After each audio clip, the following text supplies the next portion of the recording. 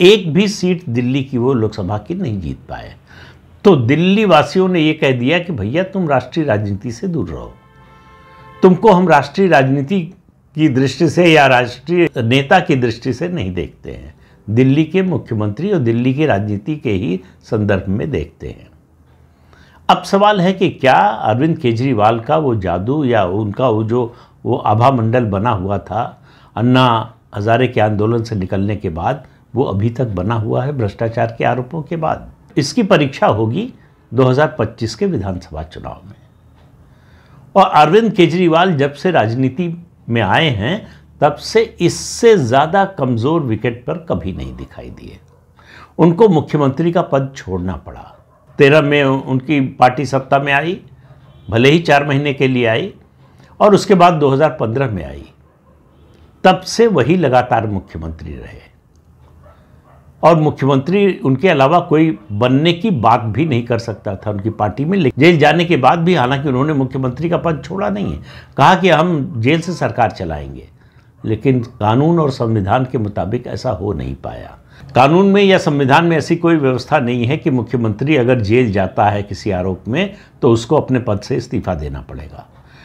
लेकिन ये supreme court के एक फैसले ने तय कर दिया कि वो जेल में रहकर सरकार नहीं चला सकते, इस्तीफा दे न दे ये उनके विवेक पर निर्भर है।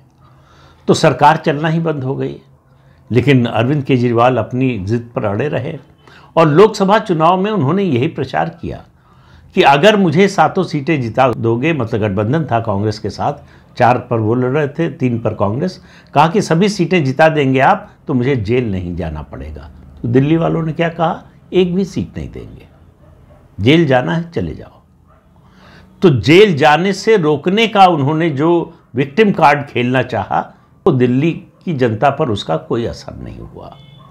उसी से ये संकेत मिलता है कि उनका वो आभा मंडल चकनाचूर हो चुका है। उसकी असली परीक्षा तो विधानसभा चुनाव में ही होगी, क्योंकि उनकी जो भी ताकत है वो राज्य की राजनीति की है, दिल्ली की भी और पंजाब की भी।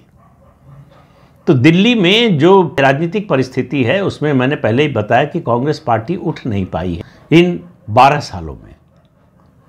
2013 में जो सत्ता से बाहर हुई, तो उसके बाद 2015 और 2020 के चुनाव में उसका एक भी उम्मीदवार विधायक नहीं बन पाया।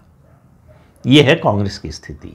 इससे आप अंदाज़ा लगा लीजिए, उनको समझ में नहीं आता कि आम आदमी पार्टी के साथ समझौता करें कि न करें। हाँ ना करते करते लोकसभा चुनाव में किया, फिर भी कोई स्थिति में अंतर नहीं आया।